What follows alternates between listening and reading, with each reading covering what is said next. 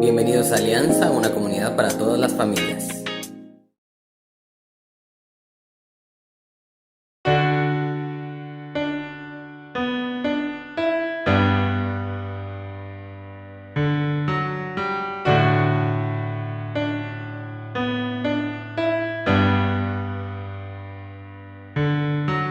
Hablaba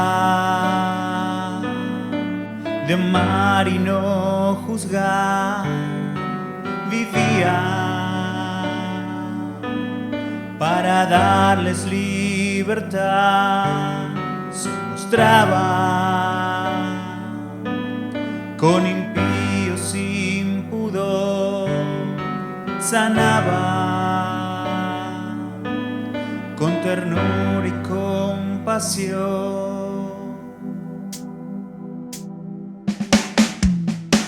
Hablaba de amar y no juzgar, vivía para darles libertad, se mostraba con impíos sin pudor, sanaba con ternura y compasión.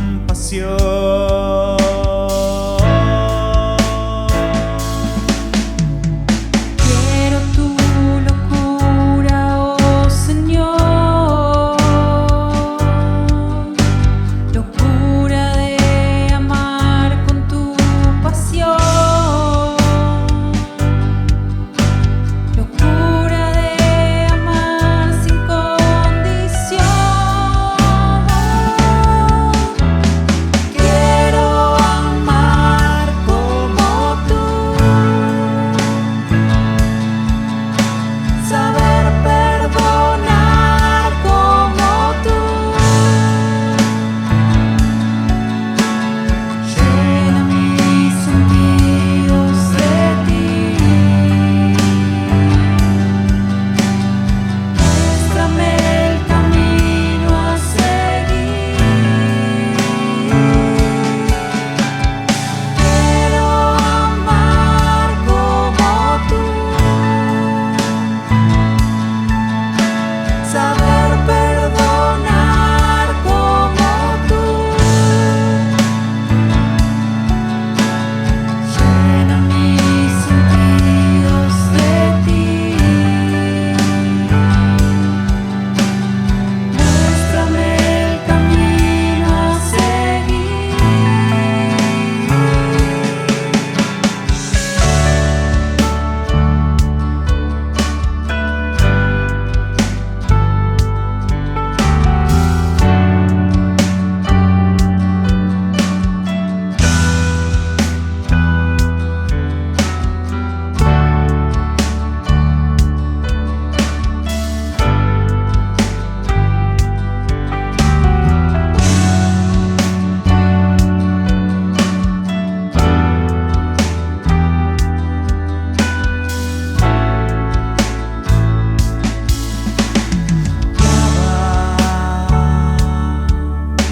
De amar y no juzgar, vivía para darles libertad, se mostraba con impíos sin pudor, sanaba con ternura y compasión.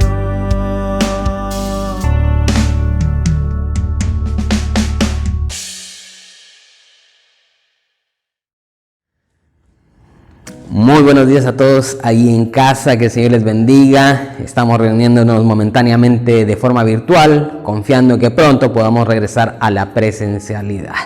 Comenzamos nuestro culto de esta mañana hablando del psicoanalista Erik Erikson, de origen alemán, que elaboró una teoría del desarrollo de la personalidad que se denomina teoría psicosocial. En ella se plantean que hay 8 etapas por las cuales pasa toda persona a lo largo de su vida. La etapa que más me llamó a mí la atención y que nos ayuda a entender un poco el concepto de nuestro tema hoy es la séptima etapa, que se denomina generatividad frente al estancamiento. Generatividad frente al estancamiento. ¿De qué se tratan estos conceptos? Bueno, primero tengo que decir que es una etapa que se desarrolla o que se ve o que aparece desde los 40 aproximadamente hasta los 60, ahí en ese rango aproximadamente. La generatividad entonces se refiere a dejar una marca, hacer una marca en el mundo, cuidando a los demás, creando cosas, logrando cosas en el mundo para hacerlo mejor. El estancamiento se refiere a la falta de encontrar una manera de contribuir. Esas personas pueden sentirse desconectadas o no involucradas en su comunidad y con su sociedad. Esto es a grandes rasgos lo que plantea estos conceptos, ¿no?, de la generatividad y el estancamiento. Eso nos lleva a pensar que en todo proyecto, o en toda tarea o en toda actividad que nosotros realicemos podemos llegar a experimentar un estancamiento, que puede ser una crisis, que puede ser un problema o simplemente un adormecimiento apático por las experiencias que hemos vivido a lo largo de las situaciones, a lo largo de nuestra vida o de los proyectos. Cualquiera sea la situación, nos puede llegar a paralizar, nos puede llegar a estancar, donde ahí se necesita que nosotros salgamos de esa situación y avancemos. El libro de los Hechos narra cómo los miembros de una comunidad muy joven, de una comunidad naciente realmente, se preguntan cómo vamos a sostener nuestra comunidad y la misión que tenemos. ¿Qué hacemos con los obstáculos económicos? ¿Qué hacemos con los obstáculos operativos? Todo esto generó una propuesta dentro de la comunidad, que fue la de tener todas las cosas en común, donde todos aportaban recursos para la comunidad, y no necesariamente solo recursos económicos, como lo vamos a ver a lo largo de nuestra predicación. Así es que el pasaje bíblico que nosotros vamos a leer en esta mañana, que vamos a leer a continuación, irrumpe como una hermosa imagen que nos introduce al tema de hoy, el cual he titulado Dale que me enfrío. Dale que me enfrío, así como cuando estás haciendo ejercicio, ¿no? Y vas a empezar a hacer los ejercicios del día. Dale que me enfrío. Y ese va a ser el tema de esta mañana. Lo vamos a ver en nuestro texto a continuación. Dice así: todos los creyentes eran de un solo sentir y pensar. Nadie consideraba suya ninguna de sus posesiones, sino que las compartían. Los apóstoles, a su vez, con gran poder, seguían dando testimonio de la resurrección del Señor Jesús. La gracia de Dios se derramaba abundantemente sobre todos ellos, pues no había ningún necesitado en la comunidad. Quienes poseían cosas o terrenos, los vendían, llevaban el dinero de las ventas y lo entregaban a los apóstoles para que se distribuyera a cada uno según su necesidad. Bueno, hermoso texto el que acabamos de leer. Algunas cosas nos sorprenden para las prácticas que hoy realizamos, pero es interesante porque aquí vemos problemáticas. Una de las problemáticas que se pudo ver se pudo dar a los comienzos de estas comunidades cristianas fue la reubicación de muchos discípulos que salieron de Galilea por persecución, por diferentes situaciones, y esto pudo haber provocado la necesidad de unificar recursos. Estas problemáticas, entonces, en lugar de desanimar, lo que provocó fue el deseo de continuar juntos alrededor del llamado de Dios, y eso es hermoso verlo en este texto. Por eso yo comento las problemáticas que están de fondo para entender también nuestros textos. Así es que cada persona de la comunidad aportaba voluntariamente para las necesidades de la comunidad, como lo hemos visto en versículos 32 al 35. Y aquí hay que hacer algunas preguntas. Bueno, ¿qué tipo de comunidad, de iglesia nosotros vemos acá? Una, me parece a mí, donde hay una unidad, donde hay un corazón y un alma, según lo que hemos leído. Y se asemeja mucho a la imagen de una gran amistad, me parece a mí. Y eso me hace pensar también en nuestras iglesias. ¿Qué clase de relación podemos vivir nosotros en nuestras iglesias en cuanto a relación, no? De un superior a un subalterno son nuestras relaciones. De un vendedor a un cliente son nuestras relaciones. De un padre o una madre a sus hijos son nuestras relaciones dentro de la iglesia. Y todo lo que se vive en la iglesia, como el encuentro, como los problemas, los desafíos, los éxitos, en fin, muchas otras cosas, pueden y deben llevarnos a establecer lazos tan profundos, que nos lleven a aceptar, a respetar y amar al otro. O respetarnos, amarnos y aceptarnos mutuamente. No a distanciarnos, no a marginarnos, no a vetar la comunicación porque no están de acuerdo con cómo yo pienso y cómo estoy haciendo las cosas, ¿no? Hay la importancia entonces de cómo nosotros recibimos y procesamos las experiencias para que de ellas se puedan surgir posibilidades de un solo sentir y de un solo pensar. Y no que no podamos tener diferencias, porque las tenemos, ¿no? Pero que sí podemos caminar juntos en medio de ellas. Creo que las iglesias modernas no están acostumbradas a caminar en la diferencia. Por eso cada uno arma su chuzo, como dicen en Colombia. Cada uno arma su pequeño grupo, cada uno arma su pequeña iglesia, porque no son capaces de caminar en medio de las diferencias. Y esa es una gran realidad a lo largo de toda Latinoamérica. Los apóstoles, como muy bien lo muestra el libro de los Hechos y las cartas de Pablo, atravesaron por estancamientos, atravesaron por crisis, atravesaron por problemas, porque el Evangelio en el libro de los Hechos no es un cuento color de rosa, no es todos vivieron felices para siempre, es una cuestión difícil y lo vamos a ver también en 2 Corintios 11, 23 en adelante, que refleja esto. Dice así: he sido encarcelado más veces, he recibido los azotes más severos, he estado en peligro de muerte repetidas veces, 5 veces recibí de los judíos los 39 azotes, 3 veces me golpearon con varas y 1 vez me apedrearon, 3 veces naufragué. Ya llevaba toda la cuenta Pablo, ¿no? Mi vida ha sido un continuo ir y venir de un sitio a otro, en peligros de ríos, peligros de bandidos, peligros de parte de mis compatriotas, peligros a manos de los gentiles. Bueno, nadie estaba contento con nada, ¿viste?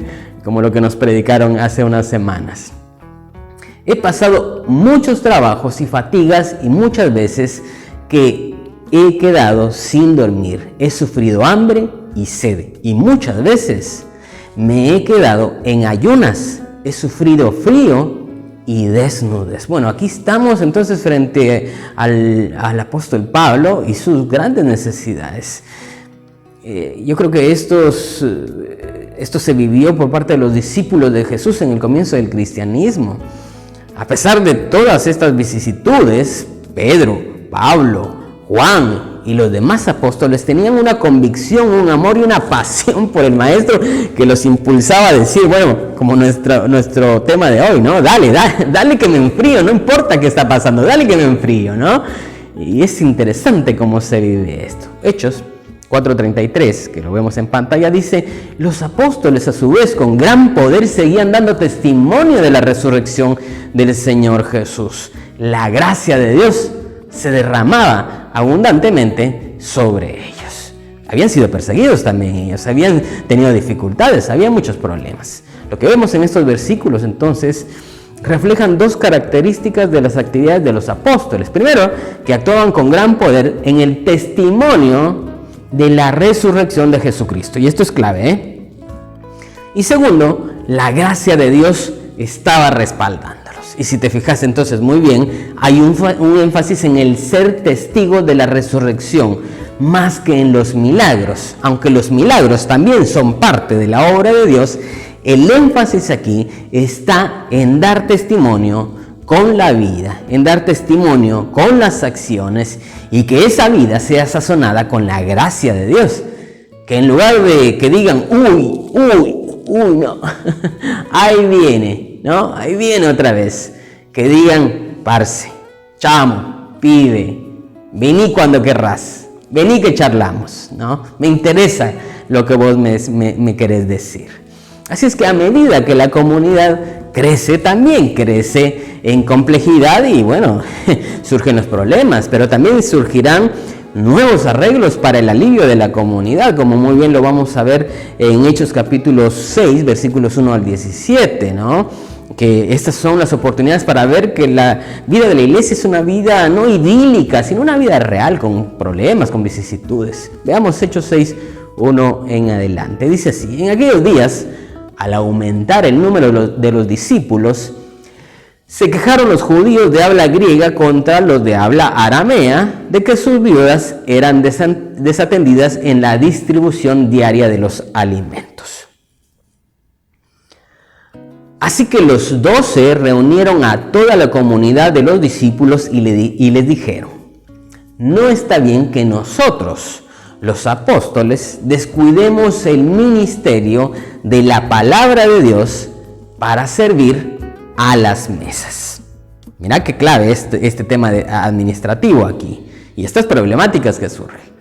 Hermanos, escojan de entre ustedes a 7 hombres de buena reputación, llenos del Espíritu y de sabiduría, para encargarles esta responsabilidad. Así nosotros nos dedicaremos de lleno a la oración y al ministerio de la palabra. Bueno, espectacular el texto que acabamos de leer, porque aquí hay una flexibilidad sociológica de la comunidad naciente, es decir, fue necesario para gestionar el crecimiento de la iglesia y el compromiso mutuo, ¿no? de ese momento, porque se adaptaron, las respuestas, las soluciones se adaptaron a las necesidades que estaban viviendo. Y esto es bueno, esto es interesante entenderlo para las iglesias actuales. Entonces, nosotros, ¿qué hacemos cuando un proyecto de la iglesia no tiene éxito o el éxito que esperábamos? ¿Qué vamos a hacer cuando se nos presente un problema dentro de la iglesia? ¿Qué vamos a hacer cuando existan diferencias? ¿Qué haremos ante la crisis como iglesia? El ejemplo de los apóstoles es claro. dale que me enfrío, ¿no? Y entonces creo yo que necesitamos concentrarnos en soluciones y no en el problema. El problema, claro, hay que atenderlo, hay que hablarlo, hay que resolverlo. Pero una cosa es pensar en él y otra cosa es seguir rumiando el problema toda la vida sin buscar las soluciones. Ahí está el conflicto, ahí está el problema, ¿no? Vamos a Hechos capítulo 4, versículo 34, que nos aporta otro elemento. Dice así: pues no había ningún necesitado en la comunidad. Quienes poseían casas o terrenos los vendían, llevaban el dinero de las ventas y lo entregaban a los apóstoles para que se distribuyera a cada uno según la necesidad. Y en estos últimos versículos vemos el mecanismo, ¿no? Vemos las soluciones para lograr esta expresión concreta de comunidad que se estaba viviendo y que se estaba proyectando. Algunos miembros poseían casas y tierras. Parece que era una parte de la clase media, una clase media muy pequeña, el 10% tal vez del primer siglo, pero aportaban. Entonces estos miembros del nuevo movimiento tienen las posibilidades y traen las ganancias a la comunidad representada por los apóstoles, quienes entonces supervisaban y distribuían los recursos. Parece que la necesidad de aunar recursos puede haber surgido porque muchos en la nueva comunidad eran pobres y además la persecución también bien pudo haber dejado a otras personas dentro de la comunidad en condiciones difíciles. Así es que todos estos conflictos, todas estas crisis son situaciones muy complicadas y están dando sin esperar nada a cambio. Hay una ética como la que observamos en Lucas 6:34, que es la imitación de lo que el maestro nos dice en el Evangelio, que vemos en pantalla, que dice: prestan ustedes a aquellos de quienes esperan recibir, ¿qué mérito tienen? Porque también los pecadores prestan a los pecadores para recibir otro tanto. Amen pues ustedes a sus enemigos y hagan bien, presten, no esperando nada, y será entonces su galardón grande y serán hijos del Altísimo, porque Él es benigno con todos los ingratos y malos. Entonces, creo que aquí hay una imitación de esta ética y hay un ejemplo y una invitación para nosotros. Yo creo que para finalizar tenemos que decir que necesitamos animarnos a repensarnos todos nosotros. Hoy, por ejemplo, ahí en el almuerzo con tu familia, con tus amigos, con tu pareja, creo que tendríamos que pensar qué nos dice este pasaje a nosotros acerca de los miembros de la iglesia primitiva. ¿De qué manera el compartir posesiones habla de su comprensión del papel de Dios en sus vidas individuales? Y también otras preguntas como ¿en qué se parece la experiencia de nuestra iglesia a la iglesia primitiva? ¿Cómo podemos ayudar nosotros en nuestra comunidad en lugar de simplemente lamentarnos o criticar también? ¿Cómo nosotros podemos ayudar en nuestra iglesia? No siempre echándole la culpa a los demás, es que ellos, es que aquel, no, es qué pasa con nosotros, ¿no? Así es que Dios, creo yo que necesitamos que Dios renueve esa pasión y esa obra en nosotros, de ser testigos de su amor, de que podamos decirle a la iglesia, dale que me enfrío, que puedo hacer algo más por la iglesia, cómo colaboro, qué hago, estoy tan feliz de lo que Dios hace en mi vida, que yo también quiero servir, que yo también quiero hacer, ¿no? Y entonces pasamos del estancamiento a la generatividad. Y eso es lo que necesitamos. Necesitamos dar un giro, necesitamos hacer cambios en nuestras vidas para dejar de estar paralizados en lo que probablemente la vida nos ofrezca o probablemente nosotros hayamos logrado con nuestras actitudes. Pero en medio de eso sabemos que podemos tener en el Señor la solución. Y en el Señor también podemos avanzar y transformarnos. Y podemos servirlo ante todo. Pasamos entonces de ese estancamiento a una generatividad. Y podemos decir en nuestra iglesia, en la Iglesia Alianza, en nuestros ministerios, en nuestro lugar donde Dios nos ha puesto aquí, en Bulón, en Argentina, dale que me enfrío, ¿no? Y vamos a hacer. Y vamos a trabajar por el Señor. Y vamos a ser testigos de la resurrección. Y la gracia del Señor va a ir con nosotros. ¿Me acompañas a orar? Oramos. Señor, te damos muchísimas gracias, Padre Celestial, porque tenemos una gran invitación a poder sumarnos a lo que vos estás haciendo en nuestra iglesia. Tenemos una gran invitación a poder aportar con nuestros recursos, con lo que tengamos, Padre Celestial. Y si bien es cierto, este contexto nos habla de que dieron posesiones y demás, en otras partes de la palabra, vos nos aclarás de que lo que demos, lo tenemos que dar con gratitud, lo tenemos que dar, Padre Celestial, con disposición. No por necesidad ni por obligación, sino porque vos has puesto en nosotros así el querer como el hacer, por tu buena voluntad, para aportar y para acompañar la vida de la iglesia, para acompañar la obra que vos estás haciendo en nuestra iglesia. Así es que, Señor, pon en nosotros corazones agradecidos, pon en nosotros corazones alegres, pon en nosotros corazones dispuestos, Padre Celestial, a poder colaborar con la obra y con el ministerio y con lo que vos estás levantando en nuestra iglesia, Señor. Porque tu gracia, Señor, nos está respaldando. Porque tu gracia, Señor, nos respaldará en el deseo nuestro de servirte y de servirte con humildad y de servirte con disposición y de servirte con el amor que solo vos puedes provocar en nuestras vidas y en nuestros corazones. Ayúdanos, Padre Celestial, a poder tomar la estafeta. Ayúdanos, Padre Celestial, a poder servir. Ayúdanos, Padre Celestial, a poder decirle a la iglesia, sí, dale que me enfrío, dale que yo también quiero colaborar. Padre, te pedimos, Señor, que vos avives el fuego del don de Dios que hay en nuestras vidas, que hay en esta iglesia y que nos hagas arder, Señor, en servicio a tu nombre. Que nos hagas arder, Padre Celestial, en el impacto que causemos y que nos hagas arder, Padre Celestial, en la gracia que vos depositas en nuestras vidas, Señor. Muchísimas gracias, Señor, por esta mañana. Gracias por tu palabra. La recibimos, Señor, para atesorarlas en nuestras vidas y poder así ponerla por práctica. Padre Celestial, que sea tu Espíritu Santo ayudándonos en nuestros corazones a poner en práctica esta palabra en esta semana, en este mes, en este año, en nuestras vidas.